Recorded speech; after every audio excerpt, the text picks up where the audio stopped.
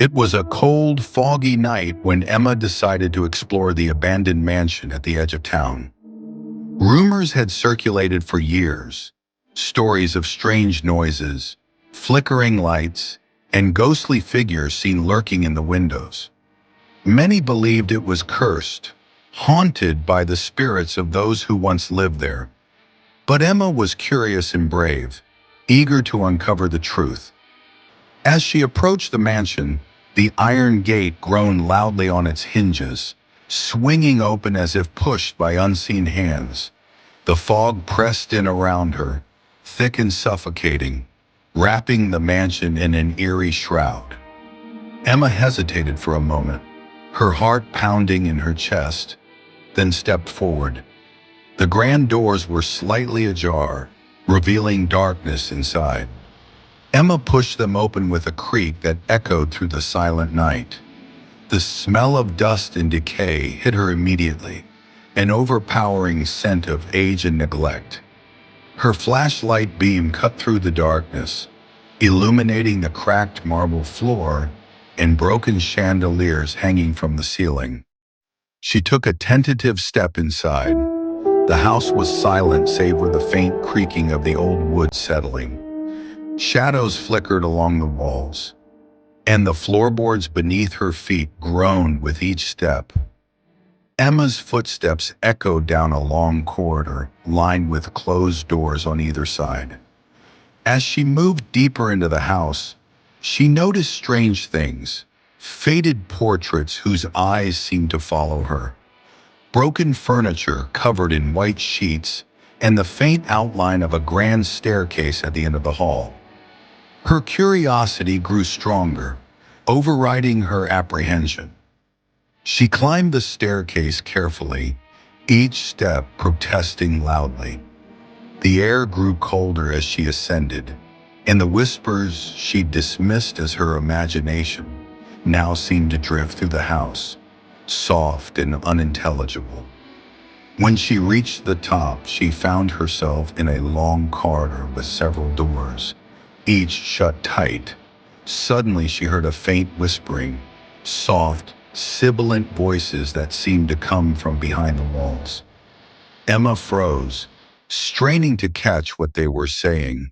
The words were indistinct, almost like a foreign language, but the tone was urgent, desperate. One of the doors at the end of the hall creaked open by itself. Emma's heart pounded fiercely, but her curiosity compelled her to move forward. The door swung wide, revealing a dimly lit bedroom. The room was covered in dust and cobwebs, and an old mirror leaned against the cracked wall. As Emma approached the mirror, her reflection flickered.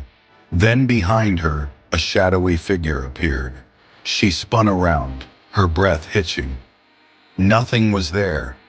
When she looked back at the mirror, her reflection was distorted, and ghostly faces appeared behind her. Pale, hollow-eyed, their mouths open in silent screams. She stumbled back, her pulse racing. The whispering grew louder, overlapping into a cacophony. It was as if the house itself was speaking, revealing its secrets. Suddenly, an icy hand seemed to grip her shoulder from behind. She spun around, but the room was empty. Her mind raced. Was it her imagination, or something more? Gathering her courage, Emma turned to leave. But as she moved toward the door, it slammed shut with a force that made her jump. She pressed her hands against it, trying to open it, but it wouldn't budge. Panic set in. She looked around desperately for another way out. In her frantic search, she found a small window partially covered by a dusty curtain. She pushed it aside and saw the world outside. Darkness, thick fog, and the silhouette of the mansion looming larger than ever. She pressed her hands against the glass, trying to find a way out. Suddenly, the whispers turned into shrieks. The shadows seemed to swirl and twist around her, reaching out with tendrils of darkness. A cold breeze swept through the room, causing the curtains to flutter wildly. Emma backed away, her heart pounding in her ears. From behind her, a faint glow appeared, like a flickering candle. Emma turned, and standing at the foot of the bed was a figure dressed in tattered clothes, eyes hollow and staring directly at her. She froze, unable to look away. The figure raised a hand slowly, pointing at her with a ghostly finger. Then the figure spoke, an echo of a voice long gone. Leave, before it's too late. Emma's courage finally broke. She turned and sprinted toward the door, throwing her weight against it until it burst open. She tumbled out into the hallway and ran down the stairs, the house seemingly alive with whispers and shadows chasing her. Outside, the fog clung to her skin as she ran faster than she ever had before. The mansion's windows flickered with strange lights, and the shadows seemed to reach out like dark fingers, trying to hold her back. She didn't look back. Her only thought was to escape. When she finally reached the safety of her home, she collapsed onto her porch, trembling and gasping for breath. The mansion loomed behind her, still shrouded in darkness, silent